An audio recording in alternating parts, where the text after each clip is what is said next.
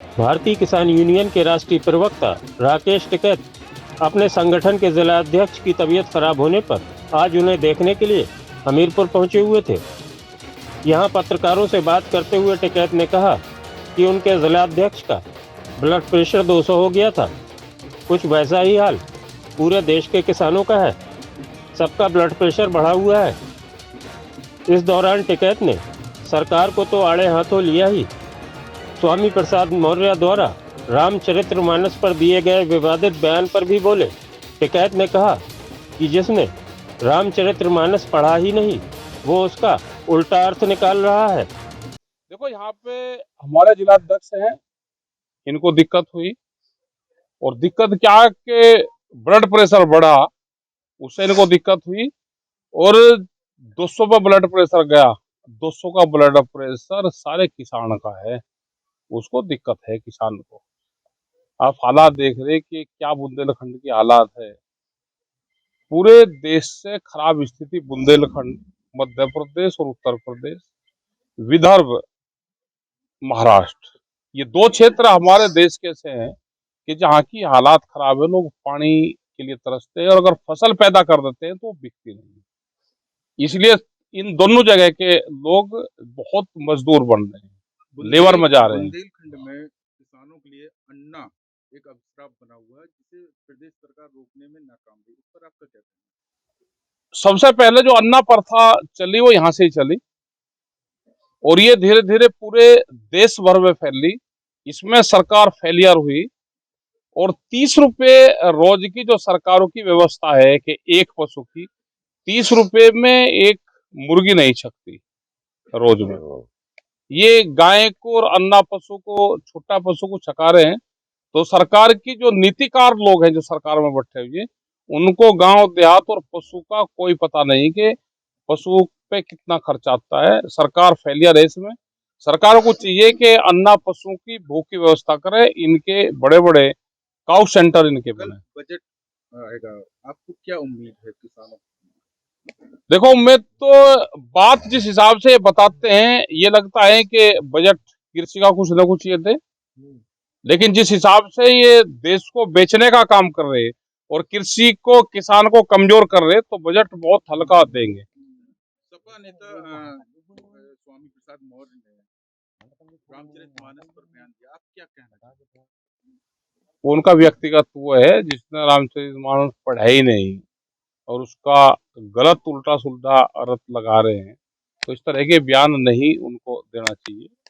वो एक धार्मिक ग्रंथ है, उनकी कदर और किसी भी धार्मिक पुस्तक के बारे में कोई पॉलिटिकल आदमी को बगल रहना चाहिए, इस पर बयान नहीं देना चाहिए। दुनिया का तीसरा व्यक्ति, सबसे अमीर अडानी, टॉप 10 जो है अमीरों की लिस्ट से बाहर है, जो टैक्स देते हैं, इस पर आप क्या कहेंगे? इसका अरशद मेहता बढ़ागा, सारे पैसे लेकर भागेगा बाहर और देश बर्बाद होगा, और देश बर्बाद होगा। ये सेकंड अरशद मेहता बनेगा। और ये जितना भी भाई कर्मचारियों की पेंशन का फंड है, उनसे कटा हुआ किसकी से ऐसे लगा दिया उसके, उसमें कौन उसका जिम्मेदार रहेगा? ये बड़ी बड़ी कंपनियां बनाते हैं, फिर घाटा दिखाते हैं और दूसरी कंपनियों में पैसा ट्रांसफर कर देते हैं। शेयर को गिरना चढ़ाना यही के काम है सब। ये पूरा देश, अगर भारत सरकार भी पूरा लगकर पूरा देश बेच के भी वो गरीब हो रहा, तो इस गरीब का क्या हाल होगा फिर? अगर भारत सरकार उसे सोकार बनाने लगता हो या भी वो गरीब हो गया, तो इसका मतलब ये जो आदमी है जो अनाज बेचकर वो गुजर कर रहे हैं, मजदूर है, इसका क्या हाल होगा? आपने सबसे बड़ा देश का आंदोलन छेड़ा, हाँ जी। क्या उस आंदोलन के बाद जो मौजूदा सरकार है, क्या आपके साथ उन्होंने मिलकर काम किया या आपकी वो समस्याओं तो को सुलझाया? छलबाजी से काम कर रही, वो हर एक कदम बगैर छल के रखती थी। आप मिलने की बात कर रहे हैं। हमको सरकार मिली थी 22 जनवरी 2021 को। 2 साल 8 दिन हो गए, सरकार नहीं मिली। सरकार तो पहले भी थी कि जो किसानों से बातचीत करती थी। अभी सरकारें 5 एजेंडे पे 4-5 एजेंडों पे काम कर रही है, उसको आप ध्यान से सब लोग सुन रहे हैं।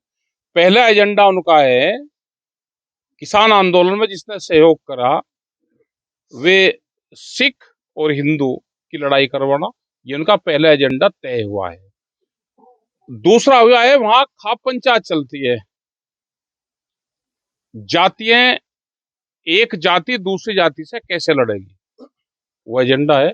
तीसरा उनका एजेंडा है जातिगत किसान संगठन खड़े करने, ये उनके एजेंडे में शामिल अब हो चुका है। आपने जैसे कहा कि धोखे बात करता है, धोखे से। तो क्या लगता है भविष्य में आप कोई किसी प्रकार का आंदोलन फिर से छेड़ेंगे? इससे बड़ा आंदोलन एमएसपी पे, इससे बड़ा आंदोलन छिड़ेगा तो देश बचेगा।